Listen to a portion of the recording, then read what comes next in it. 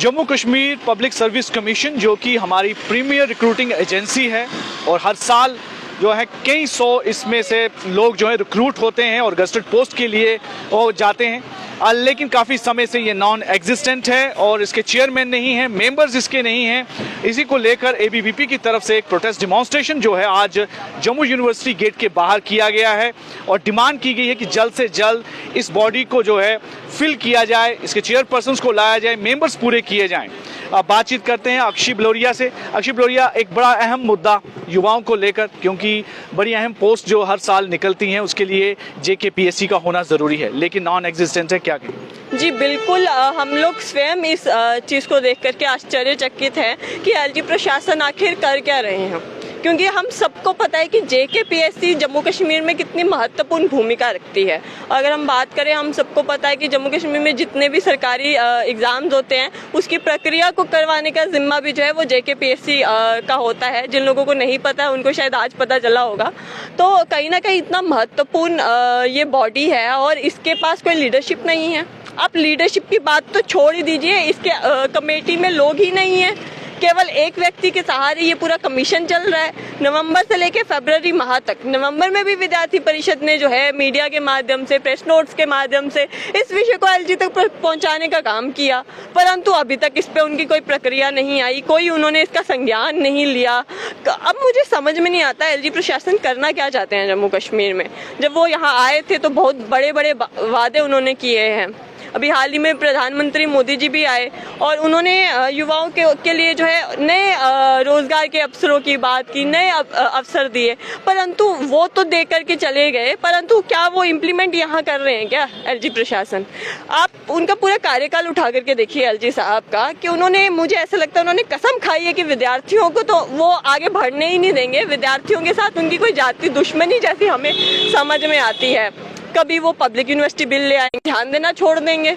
हम लोग जो है आए दिन यहाँ दर बदर भटकते रहते हैं, बेचारा विद्यार्थी जो है वो आकर के परेशान हो रहे हैं यहाँ पे। लेकिन एक चीज़ बड़ी अहम देखी गई है कि जेकेपीएससी को लेकर हमेशा सरकार का जो रवैया है वो बहुत ही अजीब सा रहा है। कारण ये है कि एक तो रूल के अकॉर्डिंगली जितने इसमें मेंबर्स होने चाहिए, 7 से 8 जो कंप्लीट होने चाहिए, कभी भी देखा गया पूरे नहीं होते हैं, कभी ना कभी कमी रहती है। सिर्फ इतनी इम्पॉर्टेंट ये रिक्रूटिंग एजेंसी है, इसको लेकर सरकार इस तरह का रवैया अपनाती है, विद्यार्थियों पर क्या इसका असर पड़ता है? बहुत, आप देखिए एस्पिरेंट्स परेशान है सर। तभी तो वो कभी विद्यार्थी परिषद के पास आते हैं, कभी वो किसी अन्य पॉलिटिकल पार्टी के पास जाते हैं कि उनका मसला हल हो, परंतु विद्यार्थियों की बात करने के लिए तो विद्यार्थी परिषद है ना। हम लोग उनके साथ हमेशा खड़े रहे हैं, हम लोग हमेशा कोई ना कोई मुद्दा उठाते हैं। क्या ऐसा कभी दिन जम्मू कश्मीर में आएगा कि विद्यार्थी परिषद भी शांति से बैठेगी, हाँ भैया जम्मू कश्मीर का युवा खुश है? मतलब युवाओं को लेकर उनके भी जो मुद्दे हैं, जो शुरू से परेशानी है, वो भी कहीं खत्म हो, यही शायद इनका कहना है।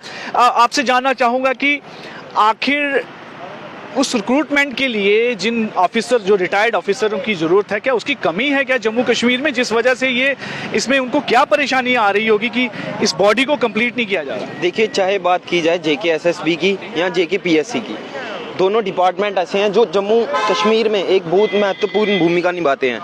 जॉब्स की बात की जाए, इन दो डिपार्टमेंट के हाथ में जॉब है।